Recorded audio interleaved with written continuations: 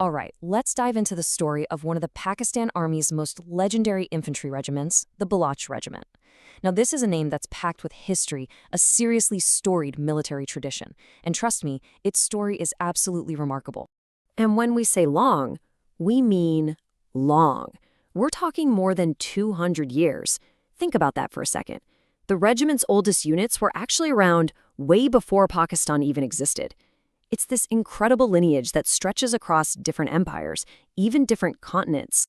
So at the very core of this regiment's identity, you've got this incredibly powerful motto, Ghazi ya Shahid. It means victorious or martyr.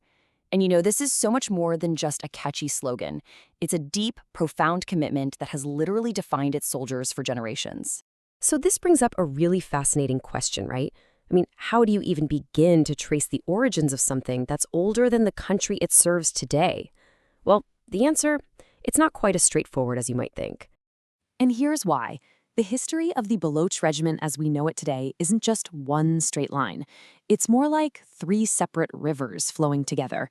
It's a fusion of three totally distinct, super historic military lineages, and each one has its own amazing story.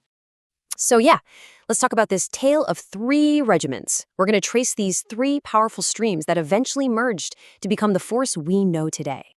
Okay, so the big moment happens in 1956. The brand new Pakistan Army is going through this massive reorganization, and that's when these three famous regiments are officially brought together. So you've got the 10th Baluch, which came from the old Bombay Army, then there's the 8th Punjab from the Madras Army, and finally the Bahawalpur Regiment, which was originally the force of a princely state. I mean, each one brought a totally unique history and culture to the table. All right, so to really get where these rivers came from, we've got to go way back. We're talking about the time of the British East India Company and its three big armies, the Madras, Bombay, and Bengal armies. And man, these roots go deep. The story kicks off all the way back in 1798. That's when the first battalions of what would one day become the 8th Punjab Regiment were raised in the Madras Army. Fast forward to 1820, and the Bombay Army creates the unit that would become the 10th Baluch. And then, just a handful of years after that, the Nawab of Bahawalpur starts putting together his own state forces. We're talking late 18th, early 19th century here. The name Baluch itself has a pretty cool origin story. So picture this, it's 1843, and the British have just conquered Sindh. Their commander, Sir Charles Napier, was just completely blown away by the ferocious courage of the Baluch warriors he was fighting against. So much so that he decided, I want these guys on my side. And in this really incredible show of respect, the new units he raised were named after the very same people who had fought them so fiercely. How wild is that? And these Baluchi battalions, they stood out right away. They adopted this awesome, unique uniform that became their signature look, rifle green tunics with these really distinctive, baggy red trousers. And it wasn't just about fashion, it was a symbol. It was a statement of a unique, formidable identity in the massive British Indian Army. Okay, fast forward to the 20th century. Now, all these separate regiments, each with their own proud history, well, they're about to face the ultimate test on a global stage. We're talking about the two world wars. And wow, did they prove their mettle? I mean, in the most extraordinary way possible. Get this, across both world wars, soldiers from these three parent regiments would earn a jaw-dropping 6 Victoria Crosses.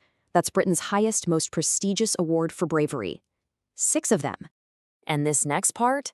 It's a huge moment in military history. It's 1914, the First Battle of Ypres. A soldier named Sepoy Khudadad Khan, from a unit that would eventually join the 10th Baluch, does something so unbelievably brave that he becomes the very first Indian soldier in history to be awarded the Victoria Cross. The first ever. That's incredible. And that was just the beginning. That legacy of pure valor just kept growing.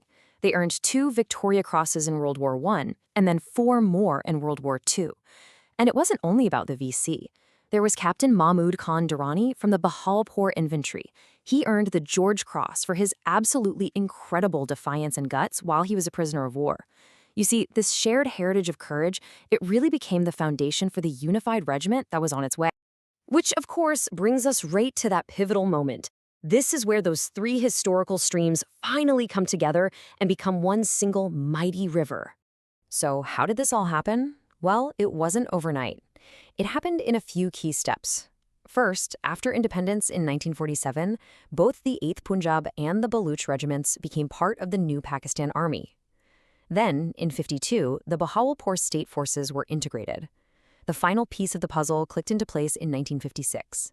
And look, this wasn't just some boring administrative paperwork.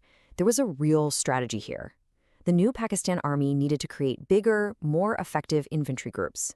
The goal was to make command simpler and, really, to build a single, unified national military identity, leaving those old colonial-era divisions behind. And so, out of these three incredible legacies, a brand new, unified identity was born. One that really honored its deep past, but was also looking straight ahead to the future. And you can see this fusion perfectly symbolized in their badges. Just look at the old insignia. You had things like the mythical lion dragon for the 8th Punjab and a pelican for Bahawalpur. But then check out the new badge they adopted in 1959. It has crossed Mughal swords, a crescent, and an Islamic star. These are all really powerful symbols of a new, unified identity for a new nation. Ever since it was formed, the unified Baloch Regiment has carried that amazing combined legacy forward. It's distinguished itself in every single major conflict, earning a whole host of battle honors serving Pakistan. And to this day, it remains one of the Army's most vital and respected infantry components. When you get right down to it, the story of the Baloch Regiment is this powerful reminder, isn't it, that so many of the institutions we see around us today are built on these deep, fascinating layers of history. And it kind of makes you wonder, how many other places, how many other organizations are also a fusion of forgotten stories, just sitting there, waiting for someone to rediscover them?